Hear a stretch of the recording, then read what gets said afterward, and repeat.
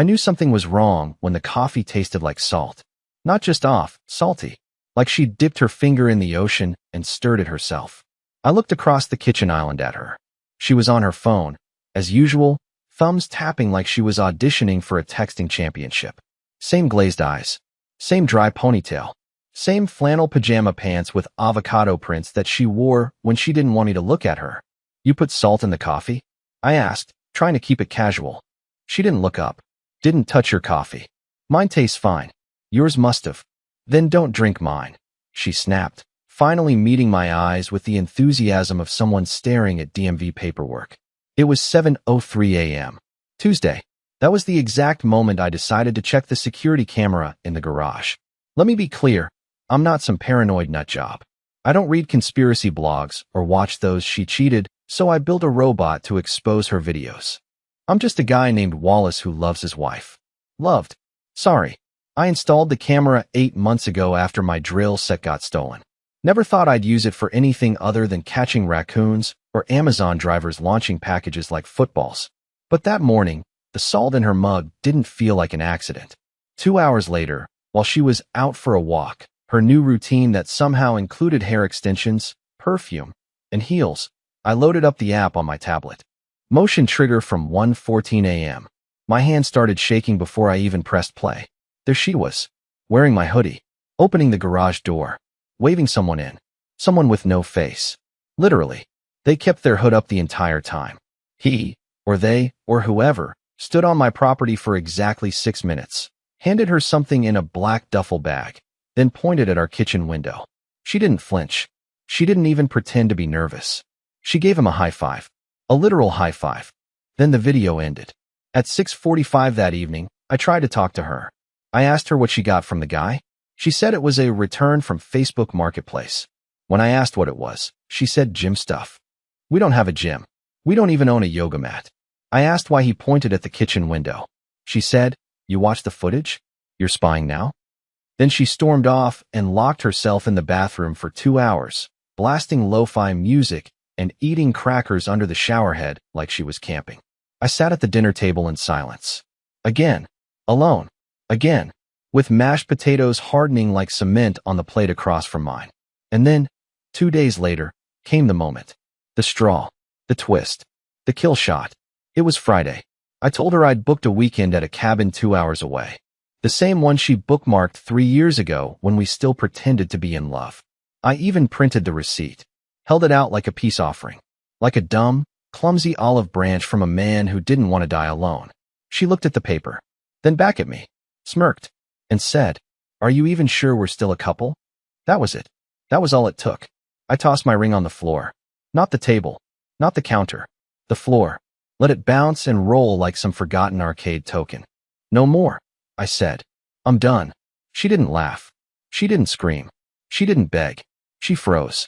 Dead silent. For the first time in months, the phone was out of her hands. And I knew. She hadn't expected me to walk away. But I did.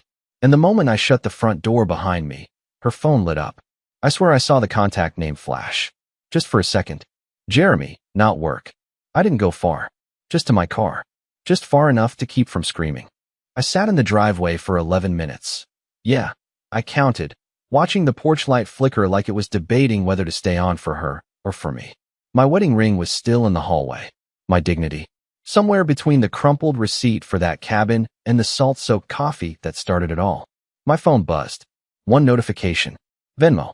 Delaney sent $3.00. Caption. For your little tantrum baby bottle.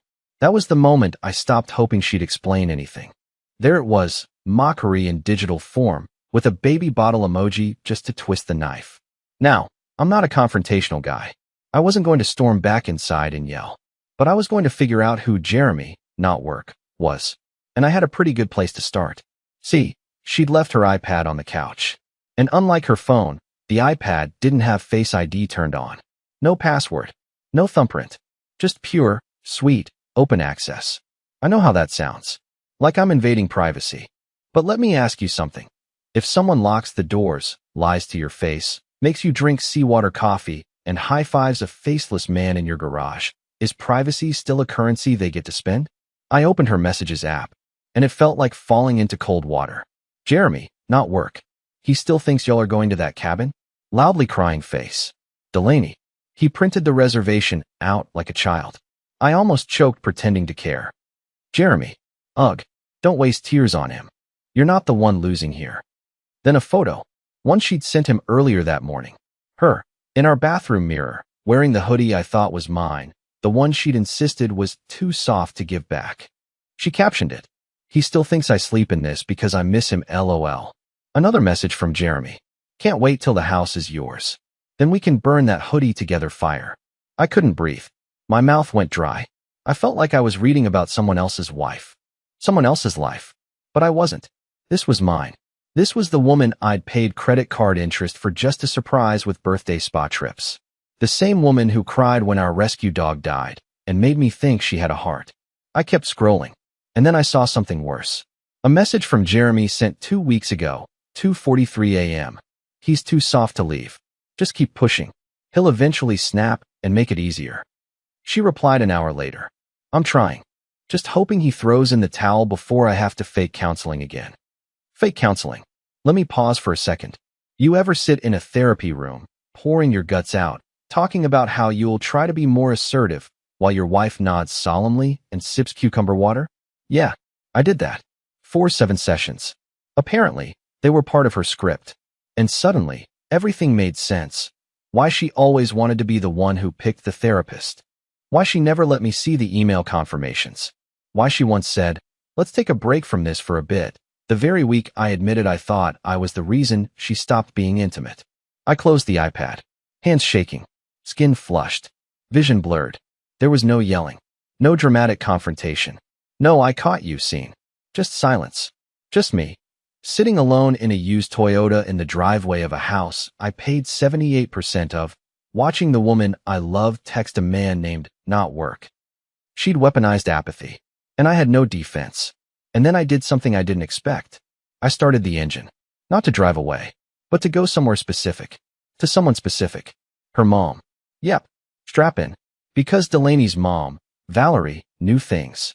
And she hated Jeremy. I hadn't spoken to Valerie, Delaney's mom, in 4 months. Not since she drunkenly told me at Thanksgiving that I looked like a man who folds laundry for sport.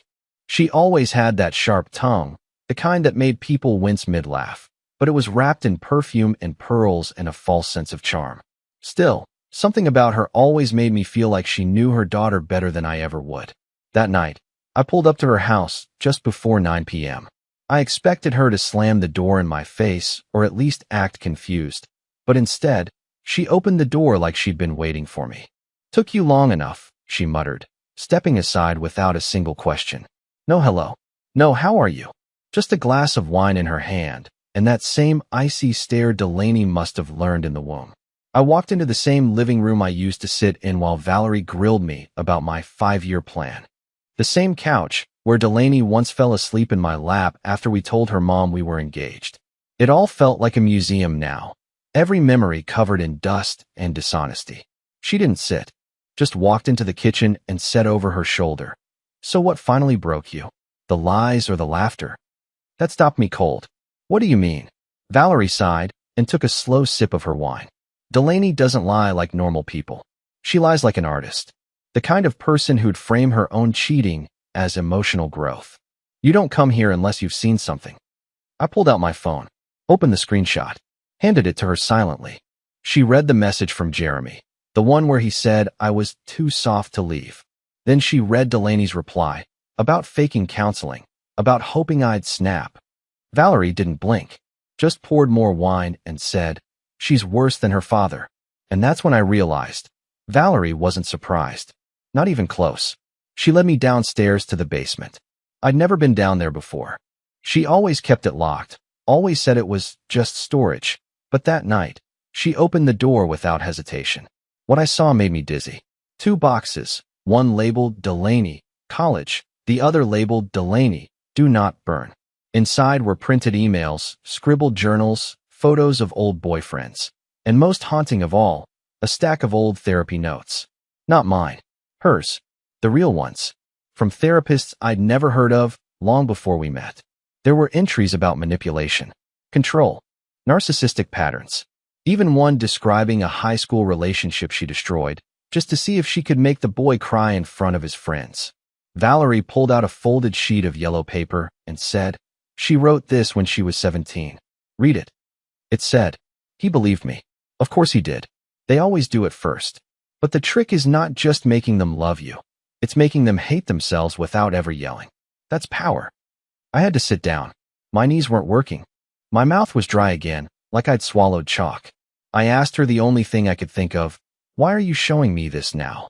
Valerie looked at me with the saddest expression I've ever seen on a woman who'd otherwise spit venom with a smile. "Because you're the first one who hasn't called me crazy." The room felt too small, the air too thick.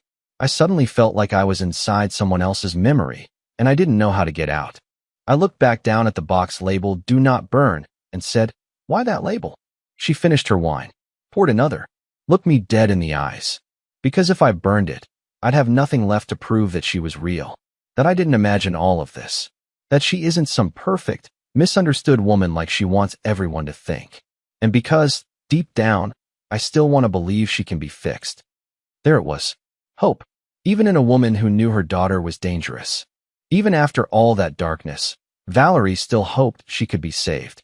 But I didn't. Not anymore. And I hadn't even seen the worst yet. Because upstairs, in Delaney's childhood bedroom, something else was waiting for me. Something Valerie hadn't shown anyone. Not the journals. Not the therapy notes. Not the texts. Something much more personal. And much more recent. Valerie didn't ask if I wanted to see the bedroom. She just walked upstairs, like it was a formality, like the path had already been laid out and I just had to follow it. I moved slow behind her, each step on the staircase creaking like it knew what was coming. Delaney's old room was untouched. Pink walls, faded posters, a cracked mirror taped at the corners like someone couldn't quite let go of what they'd broken. There was a dusty stuffed rabbit on the dresser and a crooked class of 2010 tassel hanging from a nail in the wall. It didn't feel like a place frozen in time. It felt like a place that refused to die. Valerie went straight to the closet. "You're not going to like what's in here," she said, voice flat. "But if I don't show you now, you'll spend the rest of your life thinking you were crazy. And I'm too old to keep watching men lose themselves over her." She pulled out a large blue box with a cheap gold lock that had already been cracked open. It had a faint sticker on it that said letters in teenage handwriting. Not cute scrapbook letters. Not college recommendation letters. No, these were something else entirely. She set the box on the bed and stepped back like she didn't want to touch it again. I sat down in front of it and opened the lid. The first thing I saw was a printed photo, not a selfie, not a Polaroid. A grainy black and white surveillance image. It showed a man, maybe mid-30s, standing outside a diner, holding flowers. Alone. Confused. Waiting. On the back, in Delaney's unmistakable handwriting, was written, "Told him I'd meet him for dinner after dumping Wallace. Never showed up. Wanted to see how long he'd wait." My spine stiffened. The next envelope was stuffed with receipts. Dinner bills. Hotel bookings. Everything dated before we were even married. I flipped through them. Her name, other men's names, time-stamped notes she'd scrawled in the margins like she was a scientist cataloging an experiment. He cried after I ignored him all weekend. Said he was falling in love. Told him I was sick and ghosted for 9 days. Convinced this one I was quitting alcohol for him. Took a shot mid-date just to see the look on his face. These weren't love letters. They were trophies. Every one. Then I found a spiral notebook, and even before opening it, I knew this would be the worst of it. I was right. The first page had a title. People who would still say yes if I called right now. My name was number 3. Third. Behind a guy named Rowan and someone just labeled Jim. Next to my name, she'd written, "Will always believe he's part of the problem. Has a savior complex. Dangerous because he clings too long. If things get bad, cry and mention miscarriage idea again. Neutralizes his anger." I nearly vomited. I remembered that conversation. 2 years ago. She came into the bedroom sobbing. Told me she thought she'd had a miscarriage. I'd never seen her so broken. I held her all night. Cried with her. Didn't leave her side for 3 days. I even blamed myself for working late too often, for missing the signs. And now here it was. Weaponized grief. A lie cataloged and filed away like a business strategy. I didn't realize I was crying until Valerie handed me a tissue without a word. She told me she was journaling for therapy, I whispered. Valerie laughed once. Dry and bitter. Honey, Delaney doesn't journal to process emotions. She journals to sharpen knives. I looked around the room. Everything in there was hers. The makeup kits, the faded trophies, the stack of old phone cases shaped like cartoon animals. But it all felt haunted. Like every object had witnessed something they couldn't confess to. And then I noticed something half buried beneath the bed. A small, dented shoebox with a cracked lid. I pulled it out slowly, like it might bite me. Inside were burner phones. 4 of them, each labeled with sticky notes. D, T, Jim, backup, and the last one, the newest, J, not work. The very same Jeremy from the messages. And on that phone were voicemails. I listened to the most recent one. Jeremy's voice, smug, raspy, and way too comfortable. He's going to lose it soon. You want me to stage the scene, or are you going to fake a meltdown again? Either way, let me know before Monday. My lease ends, and I'd rather not crash at a hotel while you're still pretending to love him. That was it. I closed the box. My body felt like rubber. I stood up, walked out of the room without a word, and sat back in my car for over an hour. Keys in the ignition, radio off, headlights aimed at nothing. I wasn't just betrayed. I was part of a long-running social experiment. And I had just become her final data point. I didn't sleep that night. I didn't even go home. I parked in the back of an abandoned outlet mall and just sat there with the heater running, replaying Jeremy's voicemail on loop until the words didn't even sound like English anymore. I kept trying to decode something that wasn't even hiding. A man who was fully complicit, casual, confident that I was too pathetic to do anything but melt quietly into the background. I should have felt rage. But all I felt was humiliation. Like I'd walked in on a party where I was the theme of the joke, and everyone else knew the punchline months before I even got the invite. By sunrise, I knew what I needed to do. Not for revenge. Not for closure. Just to know I hadn't lost my mind completely. I needed to find Rowan. He was number 1 on Delaney's, would still say yes list, and the only one with a last name scribbled next to it. Rowan C. I remembered once, years ago, she mentioned a college boyfriend with that name. Said he was too emotional, and still lived with his mom after graduation. That was all I knew. But now, with Valerie's help, I had something better. A last known address from one of the receipts she'd found in the blue box. A town about 45 minutes east, tucked between 2 abandoned railroad lines and a dying shopping district. Rowan's name was still listed on the buzzer of a faded brick apartment building with ivy choking the gutters. The intercom button was broken, so I stood outside until someone came out with a dog, slipped in behind them, and climbed the stairs to 3B. When I knocked, I expected shouting. A slammed door. Maybe even a punch. What I didn't expect was a guy who looked exactly like me. Same height. Same build. Slightly older. Wore the same kind of muted flannel I had on. Same quiet eyes. Same tired jawline like we both chewed our shame for breakfast. He stared at me for a few seconds, then stepped aside without saying a word, as if he'd been waiting years for this moment. We sat in his tiny living room, surrounded by unopened mail and a dead plant in the window. I told him everything.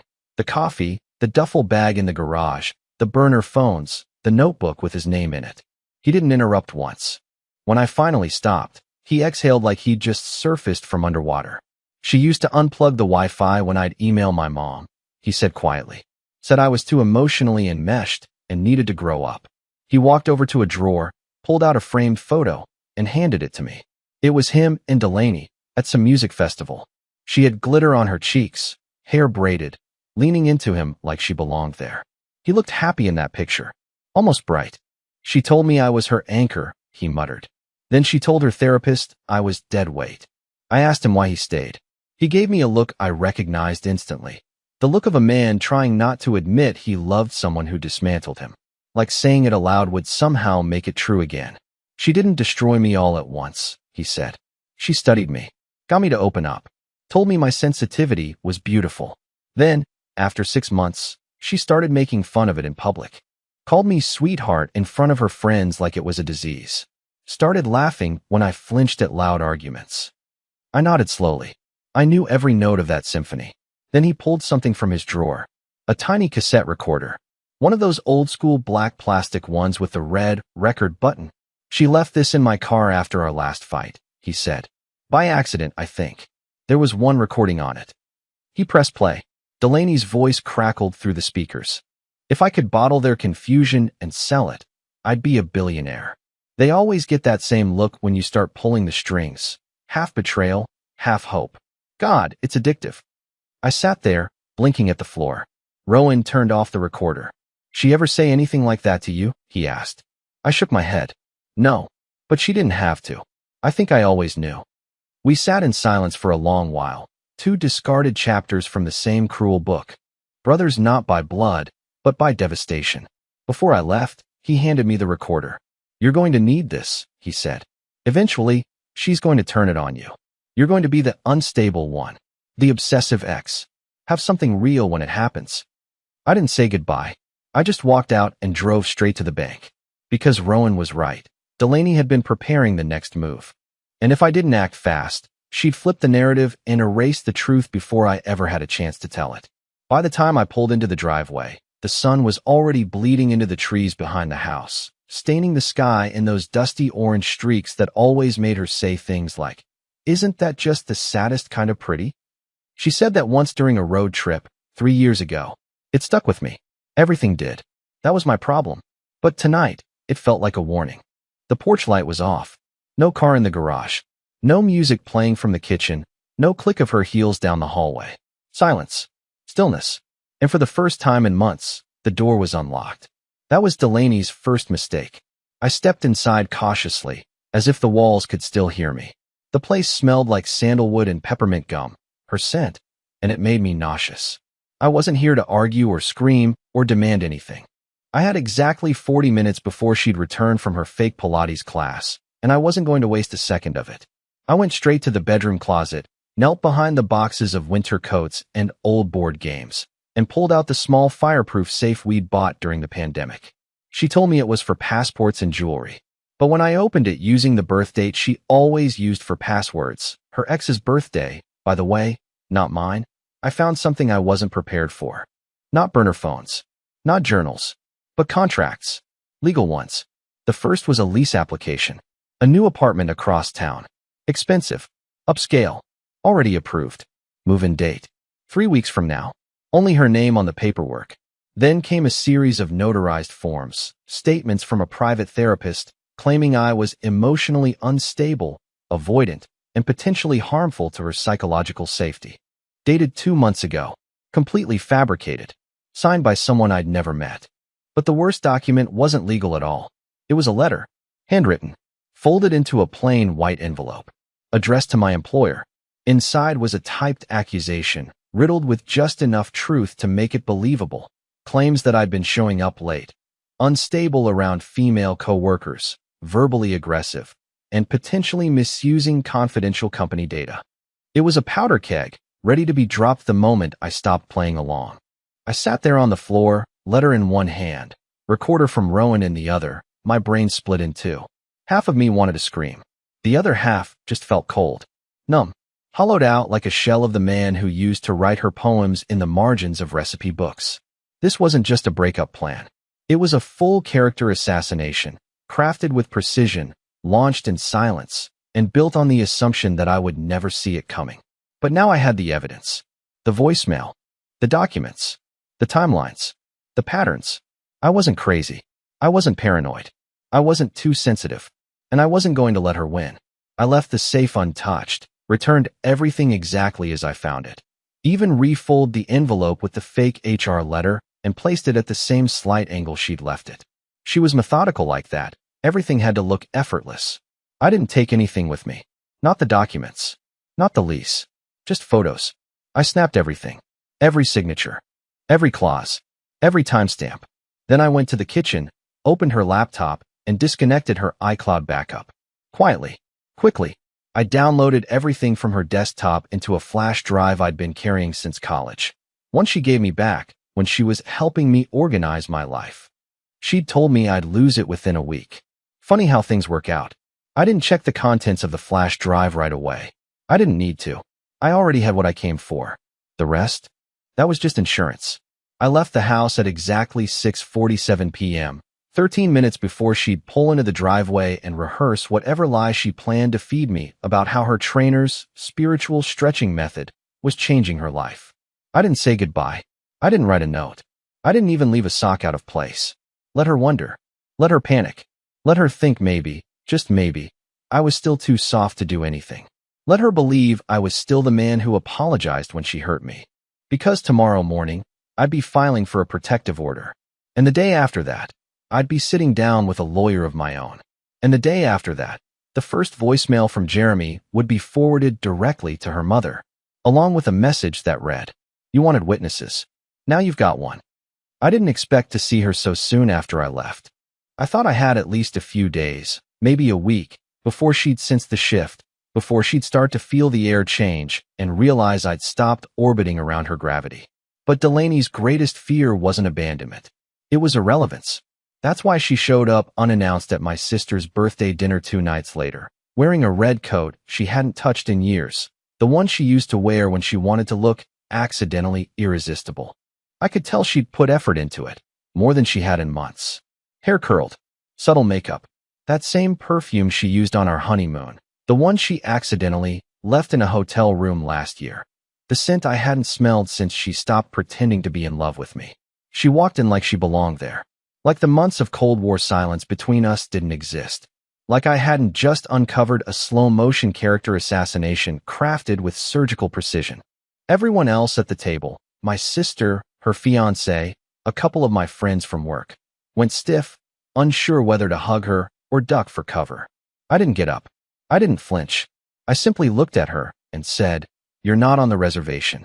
She laughed softly, too softly, like we were in on a joke only she understood. "Come on, Toby," she purred. "It's Amber's birthday. You really think I'd skip the cake?" Amber looked at me, waiting. Everyone looked at me, like I had the power to break or keep some unspoken rule. I nodded once. "Stay," I said, "but sit across from me." She did. Her smile stayed, but the temperature dropped. I could feel her scanning me, looking for cracks, trying to figure out why I wasn't unraveling, why I wasn't groveling, why I didn't ask where she'd been, or why her nails were done in a color she said she hated last month, why I hadn't texted, called, cried, because she didn't know what I'd done yet.